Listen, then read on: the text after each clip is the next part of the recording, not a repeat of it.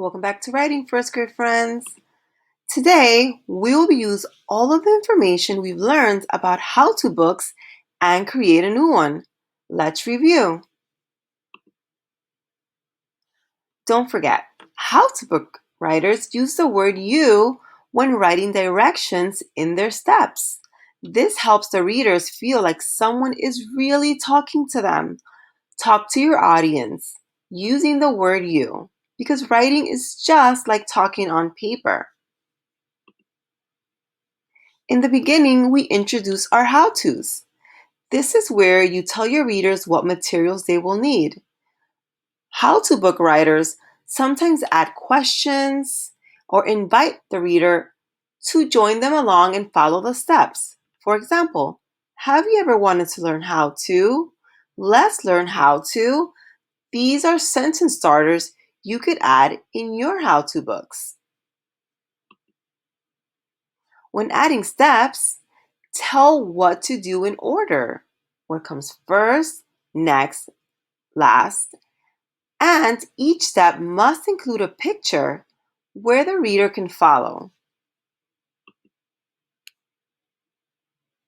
When adding steps, make sure your picture matches your words. And when adding these pictures, make sure you add labels and arrows to help the reader learn even more about your how-to book topic.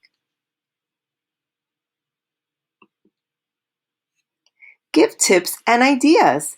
Make the job easy for your readers. You can use sentence starters that say, remember, be sure to, you should, try to.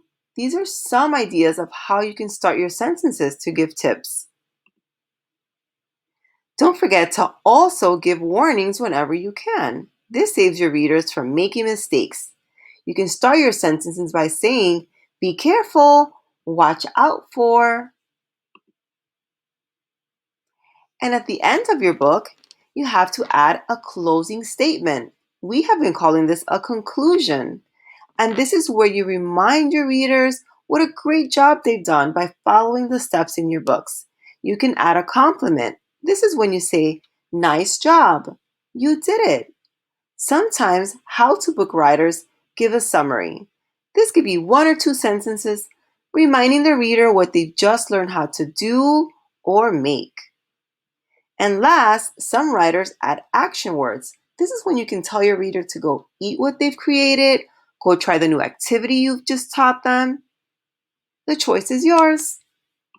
Today for your assignment, you're going to make sure you follow all the steps and ask, does this make sense? Can I follow it? You'll have this visual to help you remember what steps to do first. In box 1, you want to make sure to introduce your topic and add all the materials your reader will need. Follow the steps all the way to 6. Add the steps in order. Don't forget your pictures.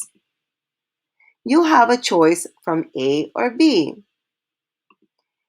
In order to complete option A, you need to go back to your brainstorming sheet. Remember this? This is where you made a list of all the things you're good at doing or making. You've turned this in on May 5th. Ask a grown-up to help you find your brainstorming sheet. Then choose one topic you want to write your book on. Go through each step, adding the introduction, the materials, the steps, all the way to your conclusion.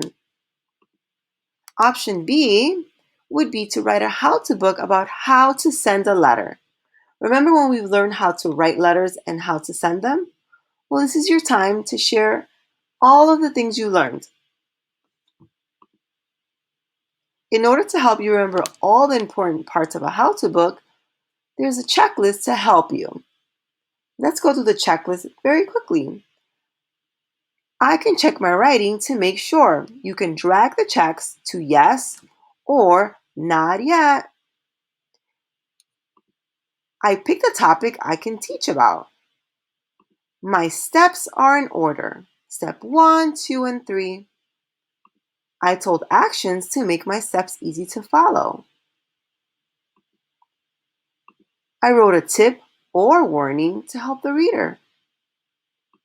I have an introduction that tells what my book will be about.